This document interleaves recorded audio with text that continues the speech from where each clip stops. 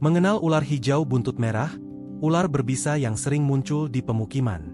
Ada banyak jenis ular berbisa yang hidup di alam termasuk ular hijau buntut merah. Ular jenis ini diketahui kerap muncul di sekitar pemukiman apalagi jika di sekitar pemukiman terdapat semak-semak. Mengutip dari laman DLHK Yogyakarta, ular hijau buntut merah ini memiliki nama latin Trimeresurus albolabris atau biasa disebut dengan viper hijau.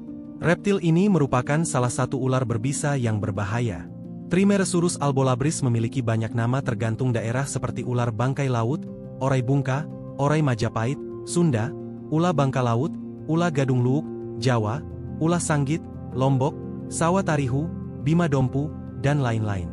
Dalam bahasa Inggris disebut dengan white-lipped tree viper, atau white-lipped pit viper karena bibirnya berwarna keputih-putihan. Atau kadang juga disebut dengan bamboo pit viper karena kebiasaannya berada pada rumpun bambu.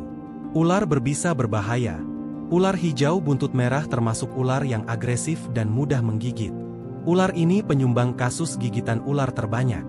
Seperti umumnya viper, ular jenis ini memiliki bisa yang berbahaya. Meski demikian, tidak semua gigitan ular disertai dengan pengeluaran bisa. Gigitan kering yang tidak disertai bisa biasanya tidak membahayakan dan hanya merupakan gigitan peringatan kepada yang mengganggunya. Bisa ular jenis ini bersifat hemotoksin yang merusak sistem peredaran darah. Gigitan ular ini pada manusia menimbulkan rasa sakit yang hebat dan kerusakan jaringan kulit di sekitar luka. Awalnya jaringan akan membengkak dan sebagian berwarna merah gelap, pertanda terjadi pendarahan di bawah kulit di sekitar luka. Kemudian menyusul rasa kaku dan nyeri yang meluas perlahan-lahan ke seluruh anggota tubuh yang tergigit. Rasa nyeri terutama terjadi pada bagian persendian antara bagian yang terluka dengan yang jantung. Apabila tidak segera ditangani maka dapat berakibat fatal. Ciri-ciri fisik. Ular ini memiliki tubuh yang sedang agak gemuk pendek dan tidak begitu lincah.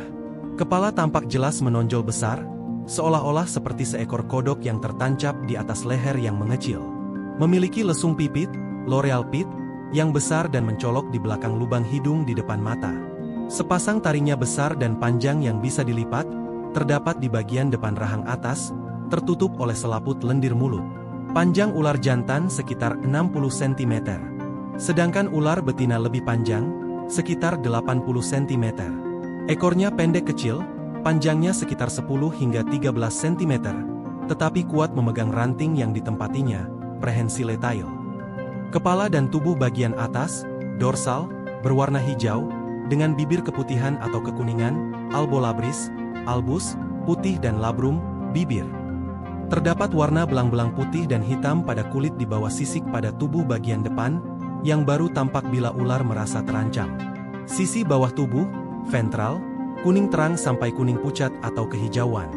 Pada hewan jantan dengan garis kuning yang lebih tua, atau lebih nyata, pada batas dengan warna hijau, garis ventrolateral.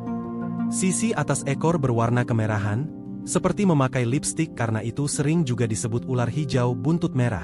Kebiasaan. Viper hijau bersifat nokturnal atau aktif pada malam hari, namun tidak begitu lincah. Ular ini kerap tampak menjalar lambat-lambat di antara ranting atau di atas lantai hutan. Namun apabila terancam, dapat juga bergerak cepat dan gesit. Ular ini menyukai hutan bambu dan belukar yang tidak jauh dari sungai. Sering juga ditemukan berdiam di antara daun-daun dan ranting semak atau pohon kecil sampai dengan 3 meter di atas tanah.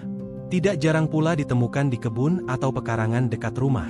Ular ini memangsa kodok, burung dan mamalia kecil, juga kadal. Saat berburu dai dalam gelap, sangat dibantu oleh indera penghidup bahang, panas, tubuh yang terletak pada lesung pipitnya.